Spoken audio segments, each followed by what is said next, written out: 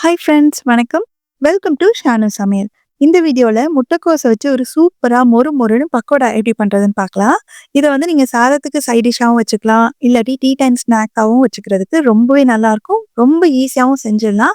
Taste வந்து எல்லாருக்குமே ரொம்ப பிடிக்கும். செய்ய ஸ்டார்ட் பண்ணலாம்.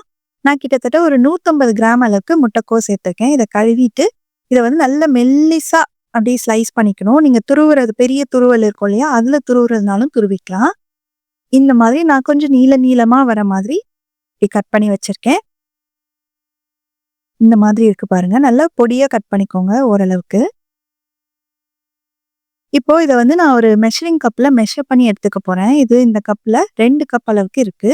நல்லா ஒண்ணோட ஒண்ணு ஒட்டி இருந்ததுன்னா, அது எல்லாத்தையும் இந்த மாரி பிரிச்சு விட்டுருங்க. நல்லா உதிரி உதிரியா இருக்கணும்.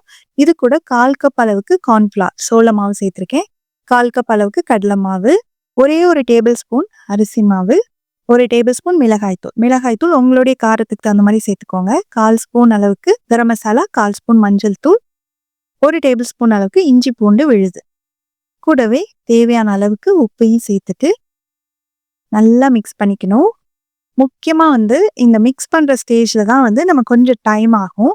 ஏன்னா நம்ம தண்ணியே சேர்க்க போறது இல்ல. நம்ம முட்டைக்கோஸ்ல இருக்கிற தண்ணியே வந்து எல்லாம் ஒண்ணா அந்த மாவுல எல்லாம் கலந்து ஒண்ணா பைண்ட் ஆகி வர அளவுக்கு நம்ம பிசையணும். ஃபர்ஸ்ட் எல்லாம் ஒண்ணா கலந்ததுக்கு அப்புறமா நல்லா அழுத்தி அழுத்தி நம்மளுக்கு பிசைய மாவு எல்லாமே ஒண்ணா சேர்ந்து வந்துரும். நான் ஒரு டிராப் கூட தண்ணி சேர்க்கல. பாருங்க, நம்மளுக்கு எல்லாம் ஒண்ணா சேர்ந்து வந்துருச்சு. கிட்டத்தட்ட ஒரு 3ல இருந்து 5 நிமிஷம் நம்ம பிசைஞ்சுட்டே இருந்தோம்னா, அந்த முட்டைக்கோஸ்ல இருக்கிற தண்ணியிலேயே அந்த மாவெல்லாம் நல்லா ஒண்ணா பைண்ட் ஆகி வந்துரும். மாவோட கன்சிஸ்டன்சி வந்து இந்த மாதிரி இருக்கணும். அப்பதான் நம்மளுக்கு பக்கோடா போடுறதுக்கு கரெக்டா இருக்கும். இப்போ தேவையான அளவுக்கு எண்ணெய் வந்து சூடாயிடுச்சு. நம்ம இதுல இருந்து கொஞ்சம் எடுத்து சின்ன சின்னதா அப்படி ஷேப்பா இருக்கணும்னு அவசியம் இல்ல. கையில வச்சுட்டு கொஞ்சம் கொஞ்சமா அப்படியே நம்ம பிச்சு பிச்சு அந்த மாவை வந்து அந்த எண்ணெயில சேர்த்துடலாம். நம்ம தண்ணி சேர்த்துட்டோம்னா இந்த மாவோட பக்குவம் வந்து மாறிடும். அதனால தண்ணி இல்லாம முட்டைக்கோஸ்ல இருக்கிற தண்ணியே வந்து நம்ம அழுத்தி அழுத்தி பிசைய வந்துரும். கரெக்டா இருக்கும். இப்போ எல்லாத்தையும் போட்டதுக்கு அப்புறமா மிதமான தீயிலேயே வச்சு கொஞ்ச நேரம் டிஸ்டர்ப் பண்ணாம விட்டுட்டு ஒரு 30 செகண்டுக்கு அப்புறமா வந்து நம்ம மெதுவா அதை திருப்பி போடலாம். ஸ்டவ் வந்து மிதமான ஹீட்லயே வச்சு தான் நம்ம இதை பொரிச்சு எடுக்கணும். இப்ப பாத்தீங்கன்னா கொஞ்சம் கொஞ்சமா நம்மளுக்கு அந்த கோல்டன் ப்ரவுன் கலர் வந்துட்டு இருக்கு.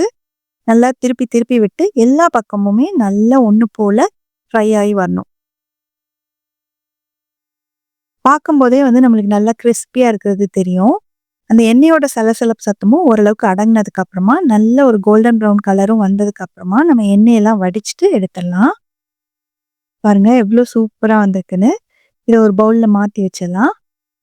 ஃபர்ஸ்ட் பேட்ச் போட்டு எடுத்ததுக்கு அப்புறமா அடுத்து நம்ம பிசைஞ்சு வச்சிருக்க மாவுல இருந்து கொஞ்சம் கொஞ்சமா நம்ம போட்டு எடுக்கணும். நீங்க வந்து ரொம்ப நேரம் அந்த மாவெல்லாம் கலந்து வச்சு அதுக்கப்புறம் போடக்கூடாது. நம்ம மாவை வந்து மிக்ஸ் பண்ணி வச்ச உடனேயே போட்டு எடுத்துடணும். ஏன்னா நேரம் ஆக ஆக வந்து ரொம்ப நீர்த்துட்டு வந்துரும். அதனால உடனே மிக்ஸ் பண்ணி கொஞ்சம் கொஞ்சமா இந்த மாதிரி போட்டு எடுத்துருங்க. சூப்பரா பக்கோடா வந்து எல்லாம் ரெடி ஆயிடுச்சு. கடைசியில கொஞ்சமா கருவேப்பிலையை மட்டும் ஒரு ஃப்ளேவருக்காக நான் எண்ணெயிலேயே ஃப்ரை பண்ணி அதையும் சேர்த்துக்க போறேன். அவ்வளோதான். இது சுட சுட சாப்பிடுறதுக்கு அவ்வளோ டேஸ்ட்டா இருக்கும். நம்மளுக்கு எக்ஸ்ட்ரா எந்த கலர் எதுவுமே நம்ம சேர்க்கணும்னு அவசியம் இல்ல. நம்ம சேர்க்கிற மிளகாத்தூள், கடலை மாவு இதெல்லாமே வந்து ஃப்ரை ஆகும்போது நல்ல ஒரு கோல்டன் கலர் வரும் நம்மளுக்கு. இப்போ வெளியில பாருங்க கிறிஸ்பியா இருக்கு. உள்ள நல்லா சாஃப்ட்டா இருக்கு. நீங்களும் இந்த ரெசிபிய வந்து கண்டிப்பா ட்ரை பண்ணி பாருங்க. ட்ரை பண்ணி பார்த்துட்டு எப்படி வந்தது அப்படின்ற கமெண்ட்ஸ மறக்காம ஷேர் பண்ணுங்க. தேங்க்ஸ் ஃபார் வாட்சிங்.